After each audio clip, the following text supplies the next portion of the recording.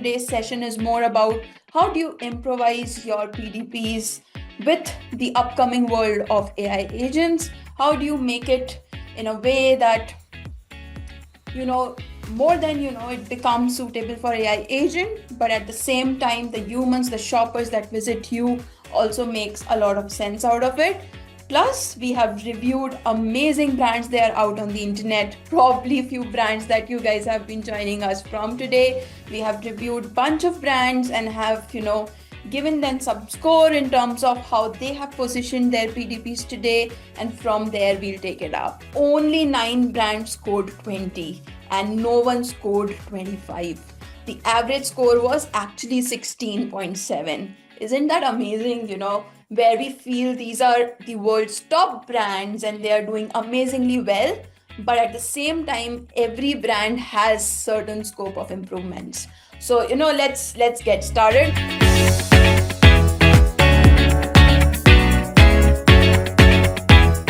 Guys, a very warm welcome. Quickly introducing myself. So I am Sonakshi. I am the co-founder and CEO of Manifest AI. And what Manifest AI does, we are going to cover it in the later half of our session. But today's session is more about how do you improvise your PDPs with the upcoming world of AI agents? How do you make it in a way that more than it becomes suitable for AI agent, but at the same time the humans, the shoppers that visit you also makes a lot of sense out of it. Plus, we have reviewed amazing brands that are out on the internet, probably a few brands that you guys have been joining us from today. We have reviewed bunch of brands and have given them some score in terms of how they have positioned their PDPs today, and from there we'll take it up. So let's begin. And for the question section, feel free to put your questions on chat. We would love to take care of them towards the end of session, but always feel free to put them on chat. So even if your question is not covered, we are going to email you with whatever our thoughts are on that. So let's begin. Let me just share my screen. So like I said, we have learnings from top 30 brands to optimize for conversions. We are going to learn everything, the small details that we were able to identify in brands who are doing great conversions versus the brands who has a lot of scope of improvements. So let's begin. A little bit about Manifest. We are a company where we enable brands such as yours to deploy your own AI shopping assistant, which takes care of everything from pre-purchase to post-purchase and all the engagement that happens on your website. We power about 600 plus global brands. Brands like Lego, Durex are powered by us, and we are backed by Sequoia and Y Combinator. And a fun fact, Manifest drives about 6% of total online revenue for our brands. Now coming on to a little bit about me. So I'm actually a techie turned CEO. I was a software developer at Microsoft before starting this company. And, one day just decided to quit my job and start something of my own. And that's how we begin this journey together. Now, talking about the agenda, if we see, I'll just remove this from here. Yes. So most PDPs are built to inform. Like you take any example, even the brands that you guys are joining us from today. Most of your websites, or if you go to the product pages, those are created or built so far to communicate information to the humans, to communicate information so that you get indexed better on Google. So these are like, the core KPIs when it comes to having a good PDP. And the pattern that we recognized were very, very same across. Trust signals were buried or missing entirely. Friction reducers in the footer, for example, you have certain details which are very, very necessary for someone to click on buy now, but it's not near your buy now button. And then personalization, it was universally absent. I literally didn't see a level of personalization that is so easy to do in the world of AI today, but most of these brands were missing. Few we saw they were doing it rightly, but most of the 99% of brands were missing that altogether. Now, The scoring that we have done for these 30 brands, these are how the framework that we have used. One is above fold clarity. For those who don't know, it's a very obvious terminology in conversion CROs, but what it means is the first part, the above fold clarity. Can a visitor understand the product, price, and CT in 3 seconds without scrolling? If they land onto your PDP after clicking on an ad campaign or an influencer campaign or anywhere else, without scrolling, without touching anything, can they get the clarity or not? So that's number one. Second, visual quality, lifestyle imagery, video, UGC from real customers, or just product on white. So that's second. Third, trust signals, reviews and ratings visible near the product title and near the CTA. Were there enough trust signals or not? If there were enough trust signals, then how well they are represented? That's the third part. Fourth is friction reducers. Like I said, uh, for example, you have no question refund policy, or there is a shipping promise like within a day you deliver, or some amazing payment options like after sale, etc. So have you put friction reducers or not? And fifth, personalizations. It includes chat widget, urgency signals, stock indicators, dynamic content on the page or not. So these are the five core, and you can also go back and think about, for the brand that you're representing today, think about this framework. Does your page suit well? How would you rate your page when it comes to these five parameters of framework? But let's go and get started on what happened next with the brands that we picked up. So yeah, first brand, as you see, this product page was a bag, and it had amazing, if you see here, the price point is not that high, $75, good for a bag, not that premium, but at the same time they had amazing set of designs and variants available on their PDP.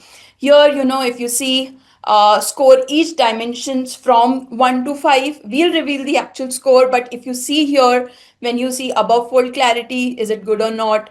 Visual quality, trust signals, and put your score on the chart section. How much ever you feel. For example, friction reducers, are you able to see any liner which helps enable someone to click add to cart? So then rate them 5 out of 5. If you're not able to see, then rate them 0 out of 5. So depending upon how you feel this PDP rates, just put your score on the chat box. We'll reveal shortly. I think you must have put already. So let's begin.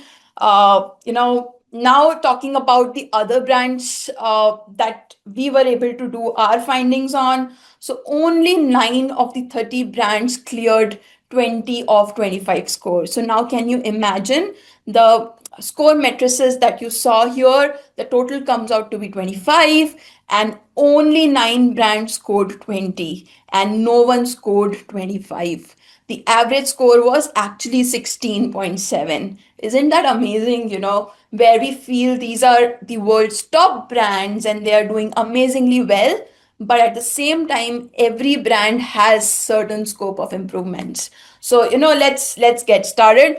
So Bath and Body Works, we realized they had 0 reviews on their most popular candle, one of the most recognized products in the US retail. Bath and Body Works, whenever I go to, there is, if you really closely observe, candles are something that people usually go and pick up from the retail shop, but there were 0 reviews. If you go to their website, check it out, 0 reviews.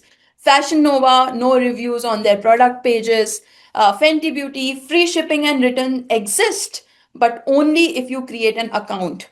So no shipping assurance near the CTA for guest. Then Funko, free shipping is on the page. It's in the announcement bar at the very top, not near the add to cart button where the decision actually happens. So hence, never think of that, the brand that I'm working for, the brand that I have built, there are these players and websites that I can take inspiration from. Not necessarily is the case. Even the big brands or the legacy brands that they're operating, they also have scope of improvement.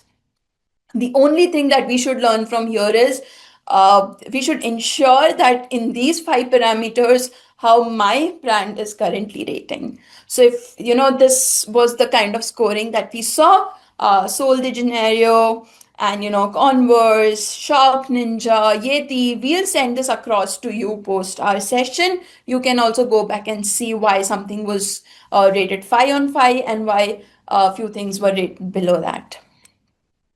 Now coming to, I'll just skip it. Now coming to trust signals, we'll learn a little bit about it, how you can make trust signals much better in your PDP.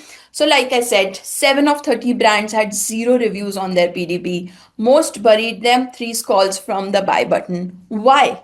If this information is so necessary for you, I've seen people incentivizing your buyers to put reviews. If this is so important, why you have to keep the reviews at the third scroll? It's very, very obvious that it should be on the top place. So that is one. If we see, Converse has done well, I would say they have put their reviews on the top section. If you see Ralph, zero reviews. Like they have such an expensive t-shirt listed, but there was zero reviews, literally. One second, guys. I'm sorry. Yeah. So now, why do you think Ralph Lauren would have done skipping reviews? Do you think this brand do not need reviews in general because it's such a known brand that no one cares about it? Or you think it was a miss from their conversion rate department? What do you think? Just put it on the chat box. Would love to hear your thoughts. Now, the second signal that we talked about was friction reducers. So 13 of the 30 brands scored 2 or below. This was the massive gap that we saw. The information exists, but not just near to the click button. That is the problem. So it's not the problem what brand has to offer. It's not the problem of the product manager. It's the problem where how we position it on the website. So, like if you see Shark Ninja, they have Affirm financings plus free shipping plus 5-year warranty, 60-day money back, all stacked directly below the add to cart button. Nothing is hidden. So if you feel that your brand also offers all of this, please, the first key takeaway for you is going to be go and stack it up near your CTA button. Do not shy from what should I show, what should I remove, being very particular about UX. Of course, UX has to be extremely good, but at the same time, think from a shopper's point of view. If they are coming here to click, they are making the next move on your brand's website, then they need all the information at one single place. Again, if you see this cosmetic brand, what they did was they had 25,000 reviews, beautiful photography, concealer, brush upsell, right where the written policy should be.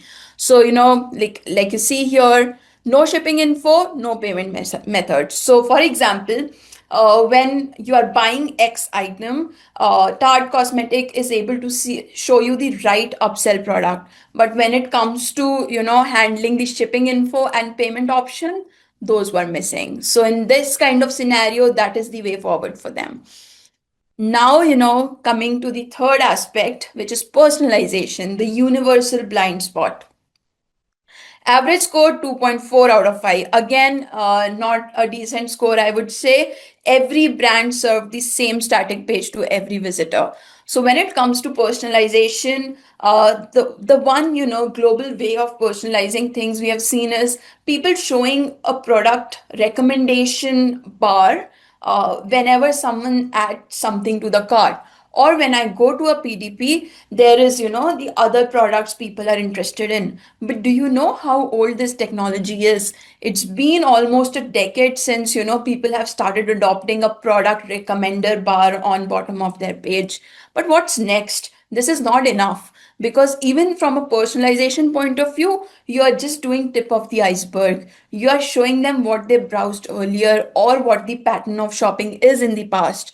But what about the evolving behavior? What about chat GPT coming in, replacing such keyword based searches in past?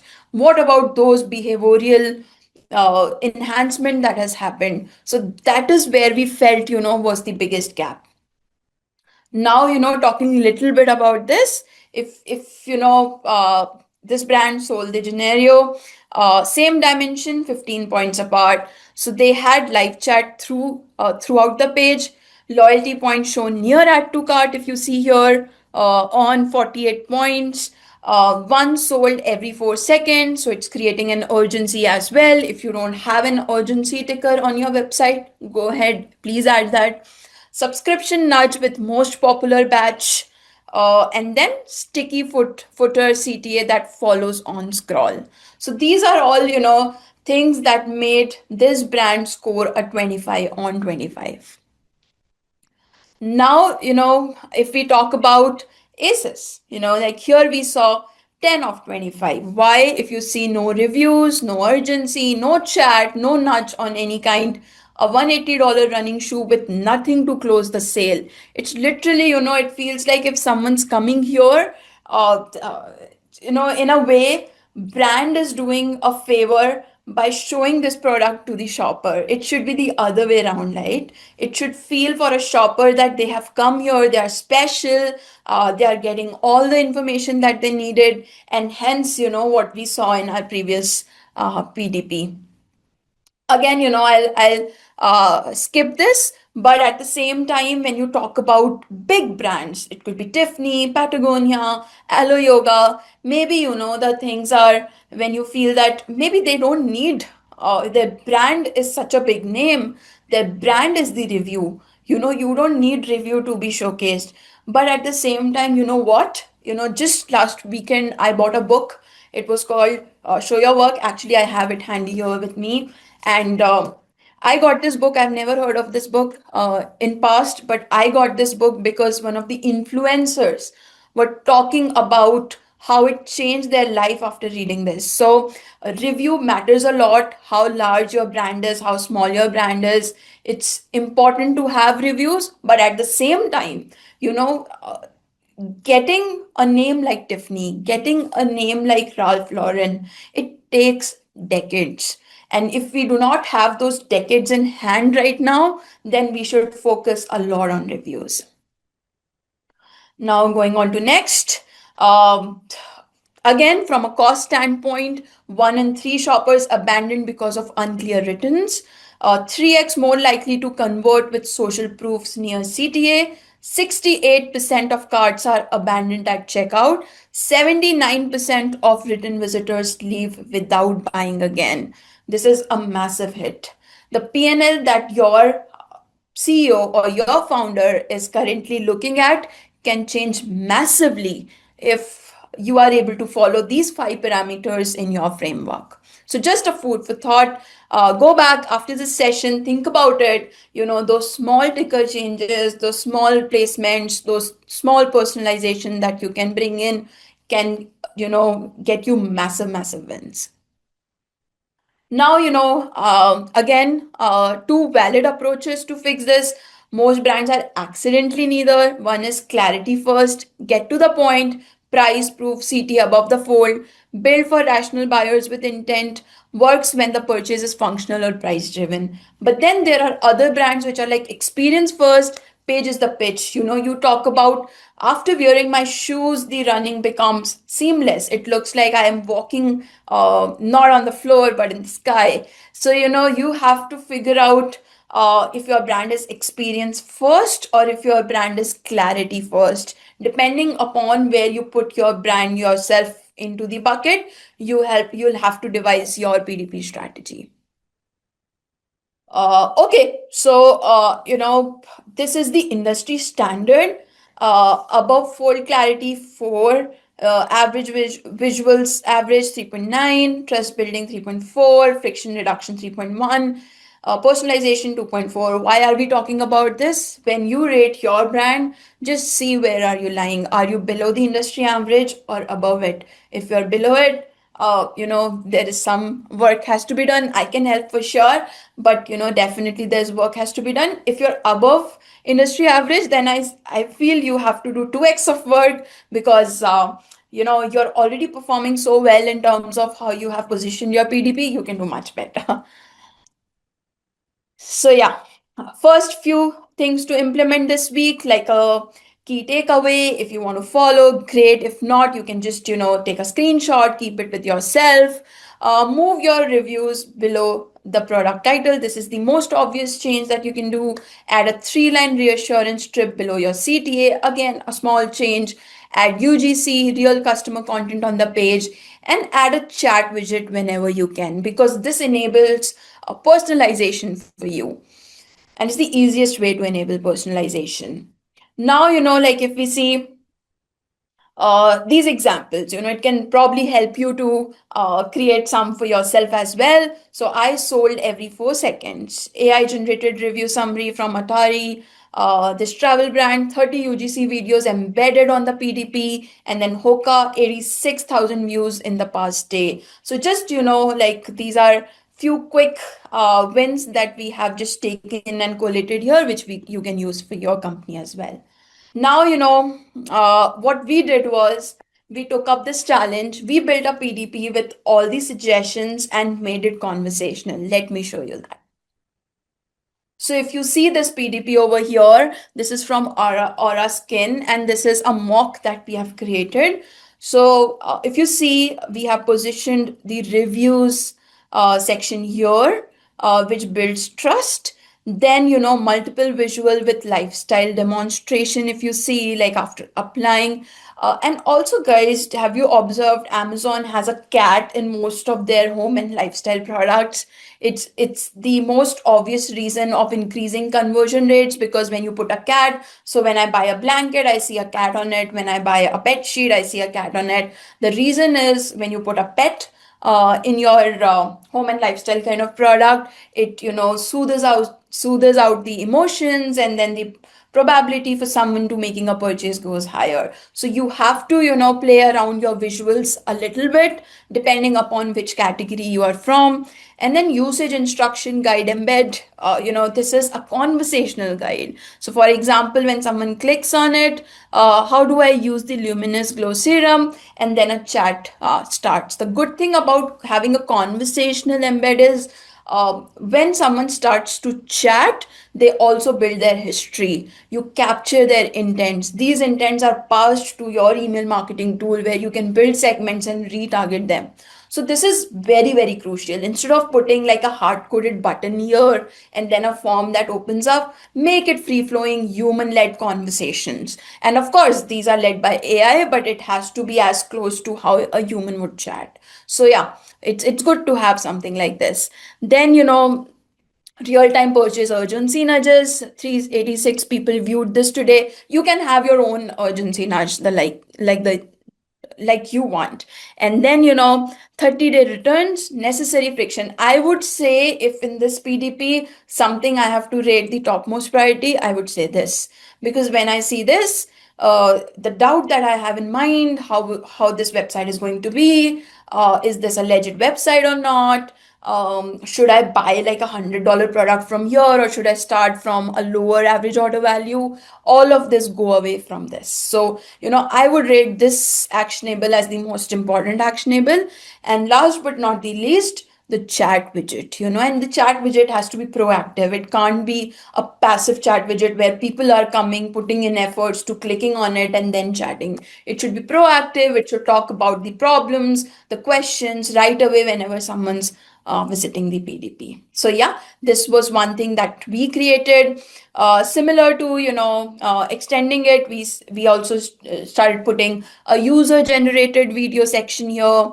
And then last but not the least, persistent add to cart. It's not like it just goes away when you scroll down. The add to cart button should be there, even if people are opening it on tablet or desktop. I have seen people do it on phone, but on desktop we see usually it's not there. But yeah, now this was the last piece in that PDP. We had put an AI review summary. It's a quick glance, like it's not on your top four, but when someone is coming down and trying to look at the reviews, they usually want a quick glance on what exactly the problem statement they want to search on the review section. So for that, if you put an AI summary widget that opens again an open-ended conversation, and then people can chat to it, that's the best possible outcome. Now, when you put anything that is personalized for your shoppers, for your customers. It could be conversational, or it could be like a section which is well built out for that particular shopper. Game changes. And this game can change in multiple ways. You don't have to put, let's say, a very heavyweight chat or a conversational widget on your PDP. It could be anything. You can start with handling out of stock requests. You can collect leads, have conversation, have a warm rapport built out, and then take them to the next steps. Similarly, you can put usage instructions, nutritional info. There are multiple ways you can deploy personalization. Not necessarily this is one way or there's a particular framework to do it. You can build any kind of AI agents which are conversational and can be embedded on your PDP. So yeah, guys. So let me, also literally quickly cover what Manifest AI delivers. So you can build different conversational AI agents embedded on your PDP. The ones we saw in our previous slides is something that we can as well do, and it would, literally take your revenue per visitor metric up by 30%. This is the average that we are seeing across the customers that we work with. Up to 40% fewer support tickets, but that this goes as high as 80 to 90% ticket automation when you deploy something like Manifest. But again, if you want to make it your front end layer or you want to make it your back end layer, it totally depends on you. And it takes less than a day to go live, honestly. So yes, take this with you. I'll share this post the session as well. Scoring framework, you can apply that in your brand. Full 30 brand data set, you can see where your brand stands when compared to those 30 brands. And a free PDP audit from Manifest. My team will be sharing a link in the chat section. Feel free to book your audit consultation call. My team will be joining in and guiding you on the next steps. So yeah, take this with you. This is a Rufus style embed. It's like Amazon Rufus that you must have seen. And it's again, something that we can do a 30-day pilot as well with Manifest AI. So yeah, thank you so much, guys, for joining in today. I know, it was like a rush kind of session, but I see a lot of comments here already in the chat box. Unfortunately, we are out of time. What I'll do is I'll collate all the questions together, create a FAQ doc, send it across on email. But thank you so much, guys, for joining in. And my Calendly is here. If you want to book a session, I'm happy to do so. I'm just sharing it here. Thank you so much, guys. Bye.